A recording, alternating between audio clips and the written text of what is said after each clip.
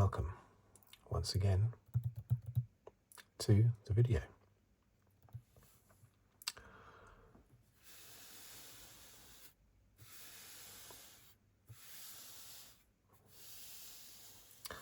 In this one, just continuing my look at every Grand Prix in the 2025 Formula One World Championship.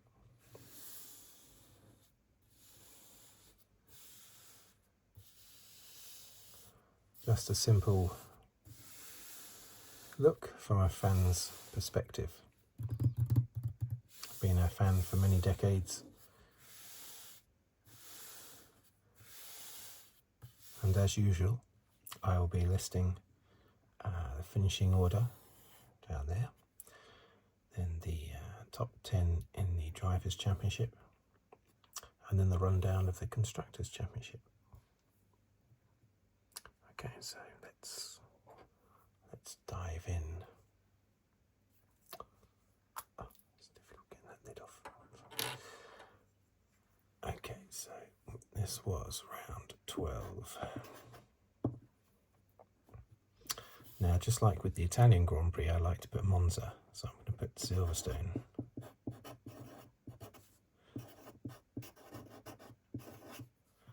They're the two races where I like to name the track. I think they both deserve that, Monza and Silverstone. Now let's make sure that's in focus. I think it probably is.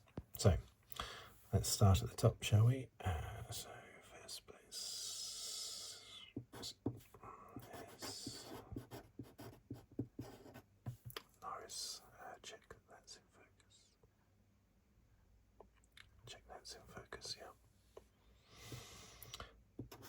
Second, Piastri third, Hulkenberg fourth was Hamilton,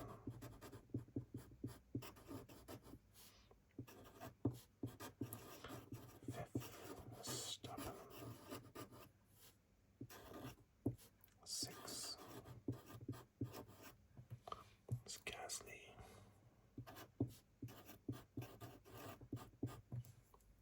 seventh was Stroll. This is I like to continually check the focus. Eighth Albon.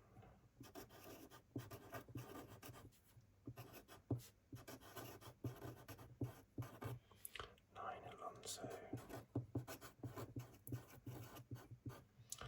10 was Russell.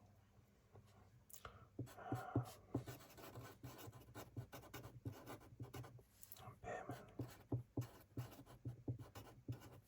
Sainz. And then we had Ocon.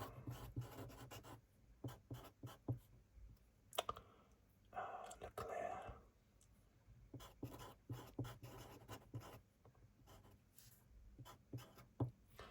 And Tsunoda.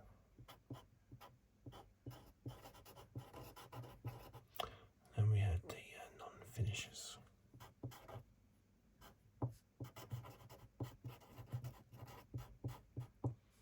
Antonelli.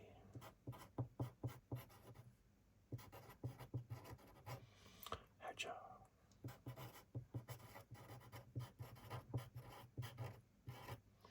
Bortoleto.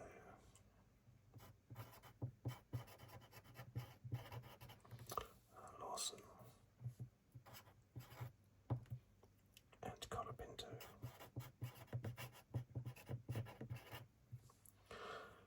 Okay, so Drivers' Championship.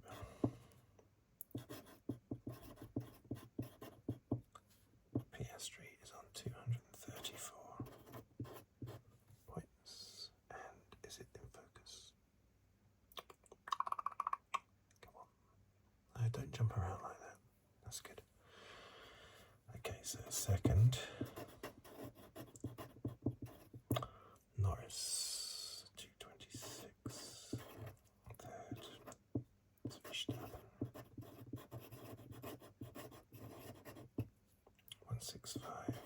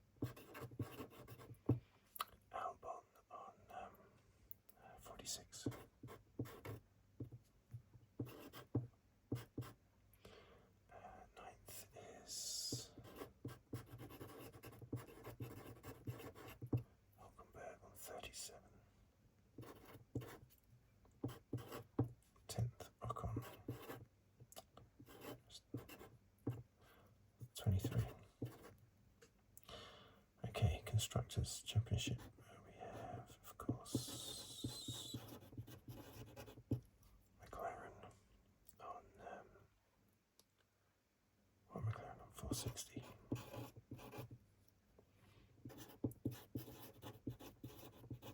Second place, Ferrari 222. Mercedes on 210.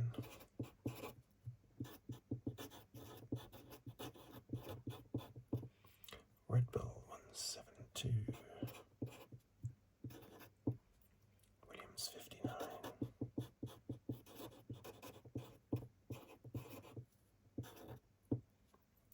Sauber 41.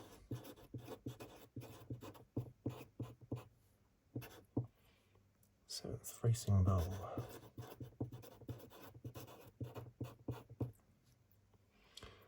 36. Along with Aston Martin.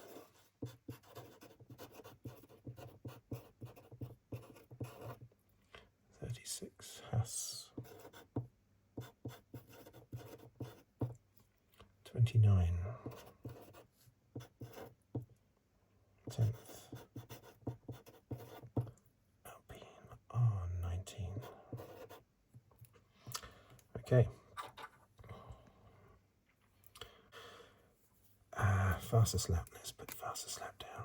Piastri, fastest lap. Let's put the number of wins down. 5 for Piastri, 4 for Norris, 2 for Verstappen, 1 for Russell, 9 for McLaren, 1 for Mercedes, 2 for Red Bull. So, what did we think of that race? I'm just going to dive in and talk about Norris and Piastri and what they've been up to all season, really. Before I say anything specific to do with this race, I just wanted to point out that I think the last 2 races, Austria and Silverstone, have been the best 2 races for Piastri in his F1 career. He's been so fast, basically, which we haven't seen before, even up to Austria this year. Piastri has not shown the type of menacing speed that he has done in the last 2 races. It's just a bit ironic that he hasn't won either of them. I think he's driven better than he has done in the other races that he has won. Although you could argue that's because he wasn't challenged as much because of the problems that Norris was having. But yes, in previous races, including Canada, where of course Piastri was only 4th, Piastri was helped by Norris either messing up his qualifying, he messed up his qualifying in Bahrain, didn't he? And also in Saudi Arabia. And of course in Miami, he was Norris suffered at the hands of a mistake by Verstappen at the start, where Verstappen accidentally drove into Norris and pushed him off the track. I do believe it was a mistake by Verstappen. He had a bit of oversteer or something, didn't he, or understeer, or I can't remember what it was now exactly. But that allowed Piastri to come through and eventually win the race. So I think Piastri's had quite a soft ride in those wins that he had, apart from maybe China, where he finished about 10 seconds ahead of Norris, and I think Norris was 2nd on the grid. Was he 2nd or 3rd on the grid? So, but that's out of all of Piastri's wins. That for me is the only one where he's sort of solidly beaten Norris.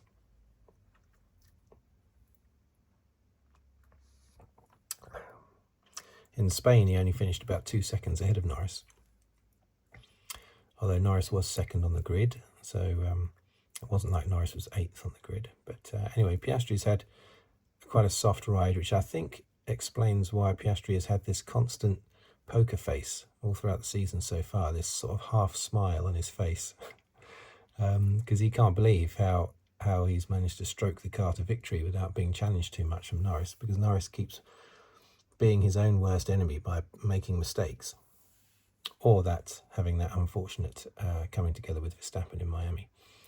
But after this race, Piastri looked stressed for the first time in the press pit, and he was being interviewed. The smile was gone. The half smile that is permanently on Piastri's face had gone. And for the first time, he looked a bit sort of stressed because he had had a bit of misfortune. And it most definitely was misfortune. We don't know whether or not Oscar would have won the race. But because Norris had closed a 10-second gap down to about half a second by the time that Piastri came in for his pit stop and then served his 10-second penalty. So Norris was doing his usual routine of being extremely quick in the second half of a race. Anyway, so let's talk about, there's so many things happened in this race. Obviously a wet race. Verstappen, fantastic pole position by Verstappen in the Max Bull. A lot of talk, of course, about Verstappen potentially going to Mercedes. No other team seems to be mentioned, just Mercedes. They've got the obvious gaps, because I don't think either of the Mercedes drivers have got a contract next year. Certainly Russell doesn't. So a lot of talk about Verstappen going to Mercedes, but I don't think Verstappen would be as good a driver in a Mercedes. I think he is so interwoven into that Max Bull that if you put him into a different car, I think he would struggle. That car has been tailor-made for him, like a suit, which is why when another driver tries on that suit, it doesn't fit. That's why, all the other Red Bull drivers are struggling so much, because understandably it's been tailor-made for the awesome talent that is Max Verstappen, and they've made Max Verstappen even more awesome by tailor-making the car around him. But that means that the second driver has a much tougher time of it. So I think, from what I've seen over the decades, you take a really good driver out of a team they've had a lot of success with and put them in a new team, it doesn't always lead to success. A lot of the time, the driver looks less good, basically.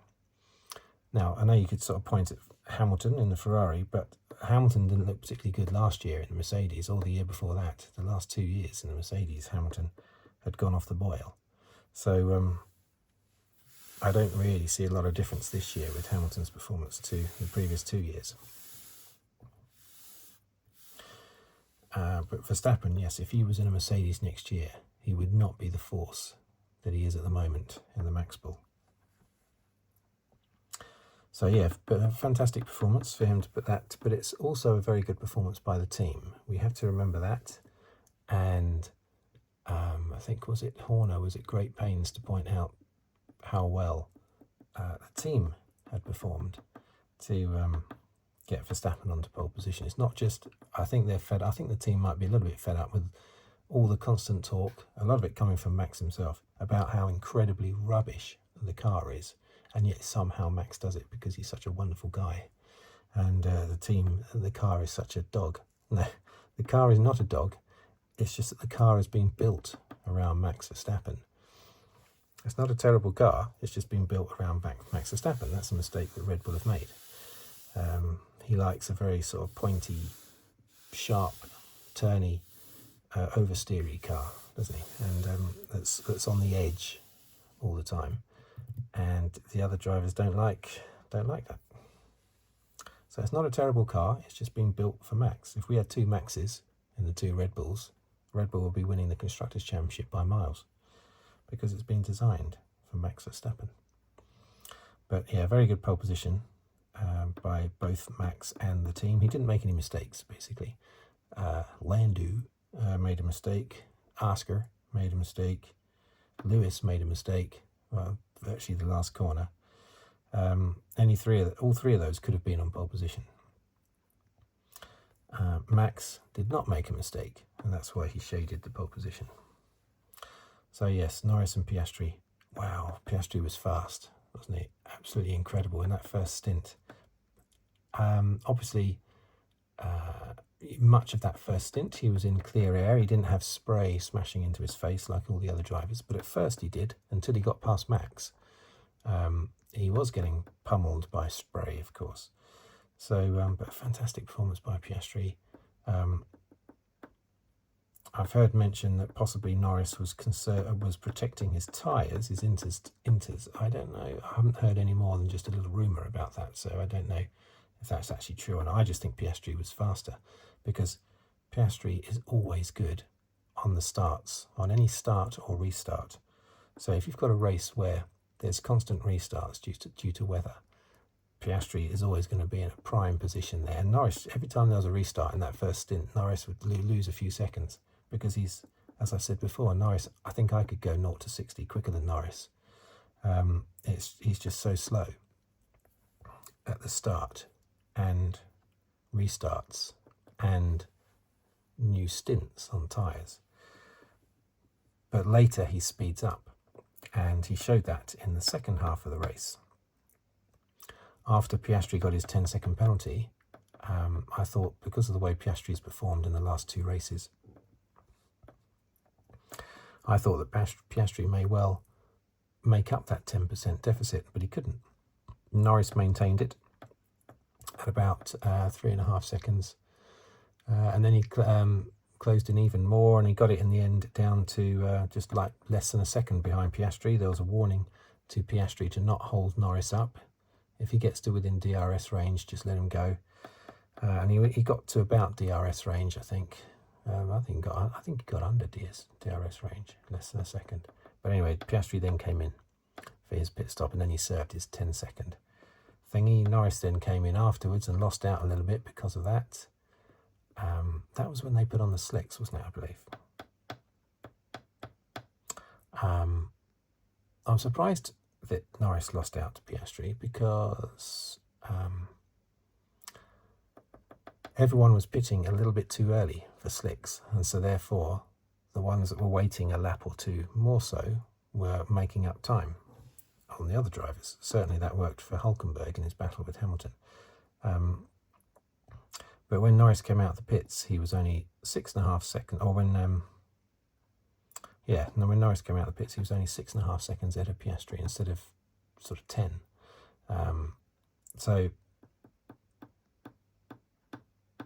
although of course, that could be explained by the fact that Norris, as I say, is extremely slow at the beginning of any kind of stint. But that's been how last year went as well. I remember in my videos constantly commenting on how Piastri was super quick at the start of races and the start of stints. Norris was always super slow, but then would speed up and become quicker than anybody, which is why so often last year we had Norris attacking Verstappen in the latter part of a race, because he had been closing and closing and closing, because he had been faster than Verstappen. And the same thing happened here. Norris was munching away at the back of Piastri before Piastri came in and had his pit stop. So Norris may well have still won this race even without the 10-second penalty, because there's no way Piastri was deliberately going slow. He'd been told he had a 10-second penalty. You're not going to go slow, you're going to speed up if you've got a 10-second penalty to make up. But Norris closed on him quite quick, but that's just typical of Norris. Norris does that all the time. He's so super fast, faster than anybody in the latter part of stints.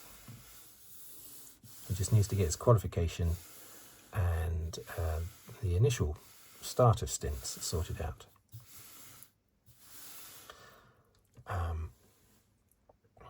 I thought it was insane when Oscar said, I think we should swap positions. I thought, is he joking? But he wasn't joking. He sort of took it back a little bit after the race. But he wasn't joking. At no point did he say he was joking. But with Oscar saying, I think we should swap positions. If the team think it was unfair that I got a penalty, then we should swap positions. And that did the team even respond? I doubt it. But that was never going to happen in a million years. Not only was Norris never going to move over for something so unjustified like that. But also, the team were never going to ask him, of course, to do that. Totally ridiculous. And was it unfair? I mean, he slammed on the brakes. Yes, it was a late call that the safety car was coming in, but he made a mistake. It wasn't intentional necessarily. I think there was a bit of intent in it because, as I've said, Piastri has a habit of doing that now, basically. Russell did it in Canada as well. Sort of like you destabilise the car behind, you destabilise their momentum and the heat in their tyres by and their procedures coming up to the restart. You just knock them out of sync a little bit by messing about. But Oscar just did a little bit too much. Maybe spooked by the fact that he wasn't ready for the safety car to come in, and the lights went off the safety car as they were approaching Stowe Corner, which is very close to the finish. I still struggle to get used to where the new start-finish straight is. I really do. Anyway, when I'm playing the F1 game, I often get turn 1 confused with cops, basically. And sometimes I'll enter maggots thinking it's turn 2. And, you know, because it would normally be turn 2 on the old circuit. And so then I mess up maggots and Beckett's. Yeah, I've really got to get to grips with the new circuit. It's been there long enough. So, yeah.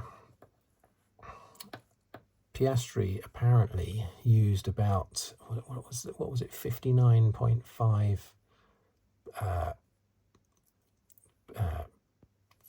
pounds of pressure per square inch, or PSI or something, that Piastri did. Anyway, the figure was 60, okay? And you're not supposed to go over 30, I think it is, in the rule book. Russell did 30 with his braking in Canada.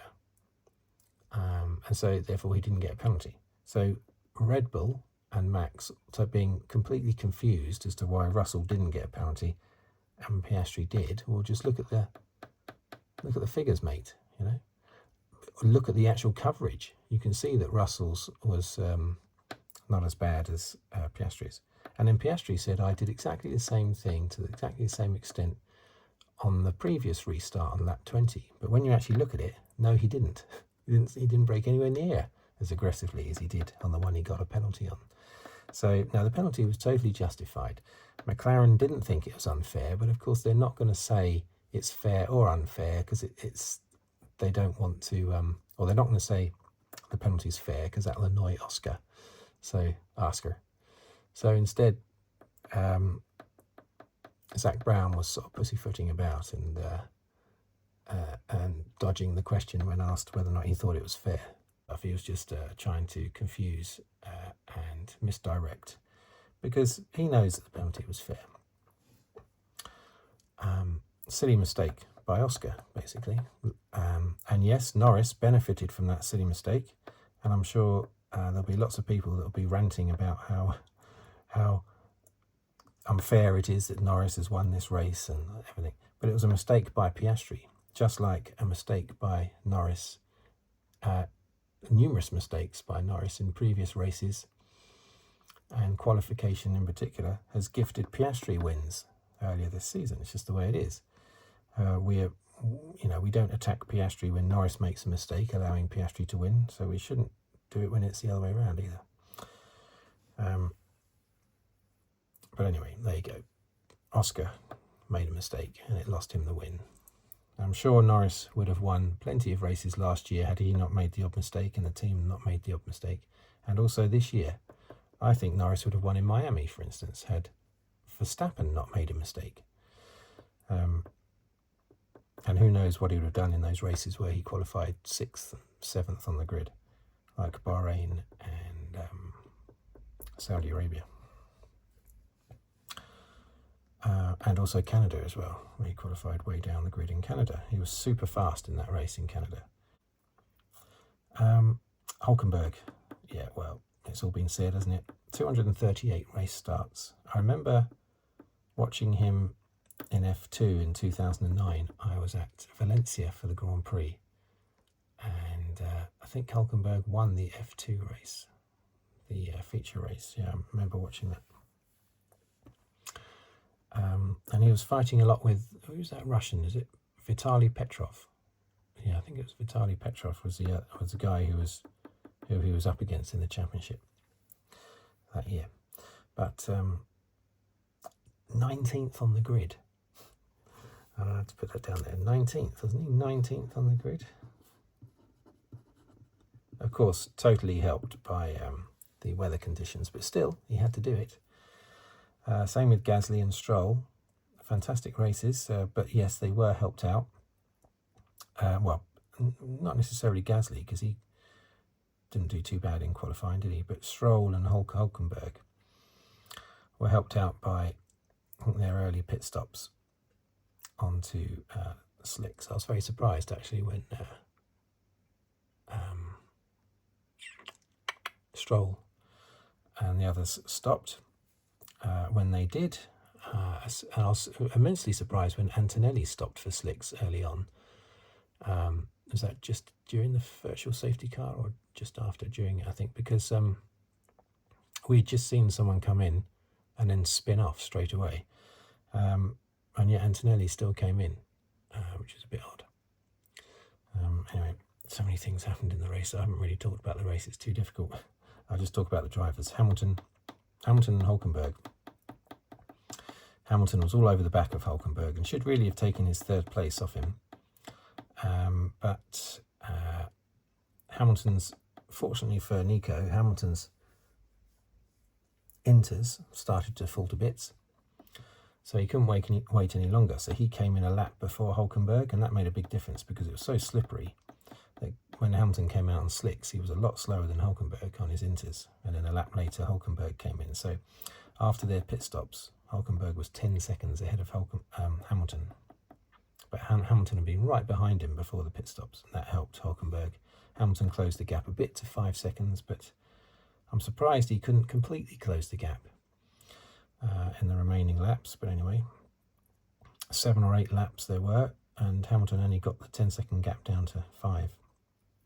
Verstappen had that spin. He says it's nothing to do with sort of being brake tested by Oscar under the safety car, but Horner thinks it does have everything to do with that, and gave a long explanation about how he thought it had everything to do with that. So I don't know who's right and who's wrong there. Gasly, as I say, fantastic race. Stroll, he was holding on to third for a long time. Very good race again. Albon, solid race. Alonso, very punchy, feisty. Russell was quick all race, but constantly on the wrong tyre all the time. Or he came in twice for slicks too early, basically. And both times lost a lot of time. He had some great battles with Hamilton early on, though. Russell, fantastic stuff. Jousting away they were. But yeah, it was just, they gambled a little bit too much. Bearman, super fast, but he got that 10-second. He was going too fast during when the red flags were out during practice, I think, wasn't it? Was it practice 2 or practice 3? And it gave him a 10-place grid penalty. He had a coming together with his teammate Ocon, and in a bit of TV footage that will be shown for years and decades to come, when they collide, they spin around in perfect unison, fantastically. It was like watching synchronized swimming at the Olympics. Watching Bearman and Ocon spin at exactly the same speed and exactly the same direction. It's a nice little thing to watch, that is. Synchronized spinning by Bearman and Ocon. Bearman apologised for that, so he's taken the blame for that one. Sainz, well, yeah, just whatever. Now, Leclerc, he came in early for slicks, and that was obviously a bad move. He came in before the virtual safety car was released, wasn't he? Were they on virtual, or did he come on? No. He came in along with a number of others before the race even started. And again, like, it was too early. That was the story of the whole race, basically. People stopping for slicks too early, constantly stopping too early, all throughout the race. And that's scuppered Leclerc's race completely. Tsunoda, last place for Tsunoda. He had a penalty, didn't he, for causing a collision? I don't remember seeing the collision. Oh, yeah, that was with... was that with Bearman? Did he do something to Bearman, I think? Tsunoda did. Yeah, so he got a penalty in the Max Bull. Give him a Red Bull. Stop giving him a Max Bull to drive. Give him a Red Bull. Antonelli, yeah, what happened to him in the end? Why did he retire? I think he had just a few too many offs or something, did he? I can't remember. Hadjar, oh, he ended up in the barriers. Bortoleto, did he end up in the barriers? I can't remember. Lawson did, I think. Colapinto, he got his car stuck in the wrong gear and couldn't get it out, and apparently he did the same thing in a previous Grand Prix, Spain, I think. So it was he came into the pits and then never came out of the pits. I missed that. That's just what was said by the commentary team. But yeah, Colapinto not looking great. So Alpine, which is like a mini Red Bull at the moment with their drivers, they've got one driver, Gasly, doing really well, and the other driver not, basically. So what do? Bring back Doohan, get somebody else in, get Bottas in. Maybe a more experienced driver is the way to go. I mean, they basically replaced a rookie with a rookie, Doohan with Colapinto, didn't they? Colapinto's not a full-on rookie, but neither was Doohan, because he did a race last year, didn't he? So maybe get a more experienced driver in there, so Bottas. But Bottas is also being lined up, of course, possibly for the American team, Cadillac, next year. What notes did I didn't write some notes, but they're a bit scatter patterned, my notes, because it was such a chaotic race. Yeah, Hamilton and Russell, that was great. A bit of fighting by them, especially when Hamilton got past Russell and somebody else. Was it Ocon? Yeah, I think in the rain, Russell got past Hamilton, and then Russell got momentarily stuck behind Ocon, and that allowed Hamilton to shoot past and overtake both of them. God, I don't know how they didn't end up all smashed to pieces by the side of the track. Yeah, Russell, as I say, he came in, Leclerc and Stroll, and some others as well, to put on slicks. But by the time their slicks were set and heated up nicely, and it had been a while since there had been any rain. At long last, they started to go a lot quicker than the other cars around them. But then it started raining again, so that's what ruined it. If it hadn't started raining, those drivers who didn't start on the grid but started in the pit lane on their slicks, they would have been finished in much better positions. Lawson, Ocon, and Tsunoda. Yeah, that's right. They had Ocon, and they had an accident towards the beginning, didn't they? Tsunoda on the inside, Ocon in the middle, Lawson on the outside. And I think didn't that spin Lawson into retirement? That's why he retired, I think. He, of course, blamed, as they all do, blamed everybody else, blamed Ocon, but there was nothing Ocon could do because Tsunoda was up his inside. What else do I have here? Yeah, Russell did a big spin, didn't he? 360-degree spin, Russell did, off track, and ended up in the right direction, flukily, to get back onto the hangar straight.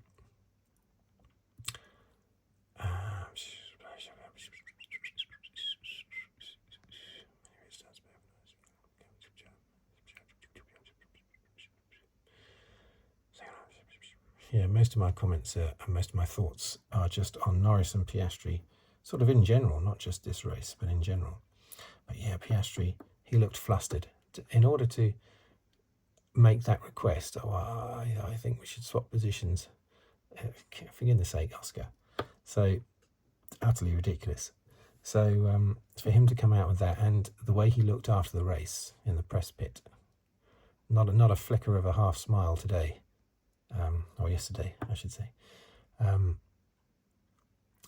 He's maybe starting to feel the pressure now, because up to now he's, as I say, he's been very fast, but he's not really been challenged that much by Norris because of Norris, crippling himself in qualifying most of the time. So now is the pressure on. Norris has won 3 of the last 5 races and would have finished ahead of Oscar in Canada as well, had Norris not made his silly move on the straight. So I think Oscar should be a little bit nervous. So we might see a more twitchy, a more error-prone Oscar, possibly, going forward. I have been saying from the first round that I think Norris will win the championship. I said in my predictions video at the start of the year, I said Verstappen, but that's before I'd seen any racing. After the first race, I changed my mind to Norris. That might seem a bit obvious with Norris winning and Piastri 9th, but I've maintained that prediction all the way through Piastri's wins. I still think Norris will win the championship. I did even after Piastri had won 5 races to Norris's 2.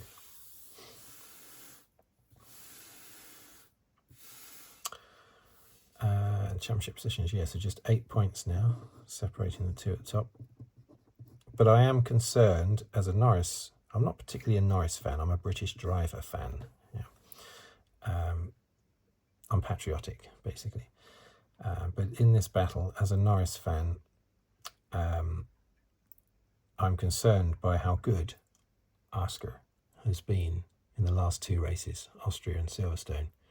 He's been a lot better than I've seen him before. A lot better than he's been previously this year. And obviously a lot better than the previous 2 years. So even though I think Norris is going to win the championship, I'm a little bit less confident than I was 2 races ago. Even though Norris has won the last 2 races, I'm less confident than I was after Spain, amazingly. I was more confident then about Norris winning the championship than I am now.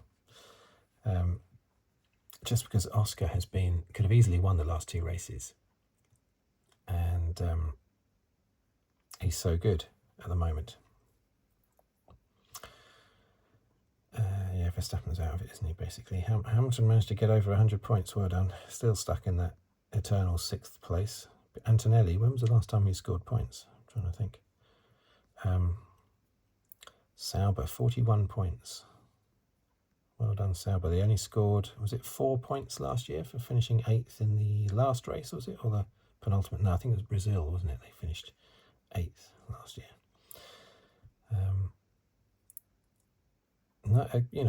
Even the team in last place has scored a batch of points, 19 points. So every team has had some good finishes. Let's hope Williams can get their act together. They seem to have 5th place nailed on, and now it's not looking quite so certain. But I like this. Just one race win between Piastri and Norris.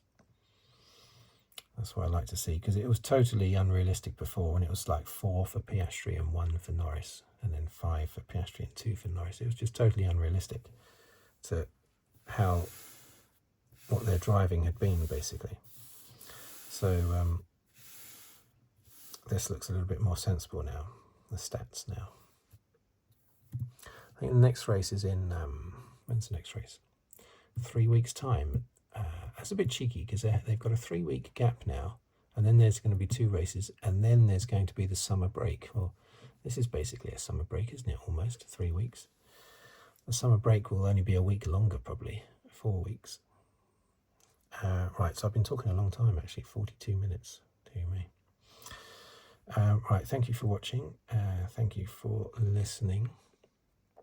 I've been mostly talking about Norris and Piastri, haven't I? this was yet another Silverstone Grand Prix that I didn't go to. I know what it's like in the crowd, though. It would have been freezing cold for the people there. I know from experience, having gone many, many times, that you're extremely cold earlier in the day, especially if you're in a covered grandstand, because in a covered grandstand you don't get the sun to warm you up, basically. So yes, you don't get the rain, but then when the sun comes out, you don't get the sun to warm you up, and what you have all the time is the wind. But often I've been at a Grand Prix, the British Grand Prix, where it's been sunny and warm for the race, but because you've been sitting there for if you're in general admittance, you've been by the track since about 5 o'clock in the morning, you are frozen solid. And even though the sun is out, even if you are able to get some sun and you're not in a covered grandstand, you cannot warm up. It's impossible. I've been in that situation before. Right. Thank you for watching. Thank you for listening.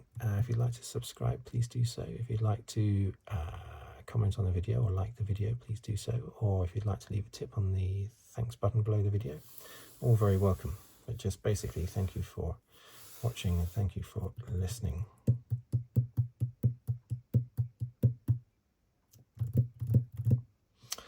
And I will see you on the very next video, whatever it may be about. Thank you and goodbye for now.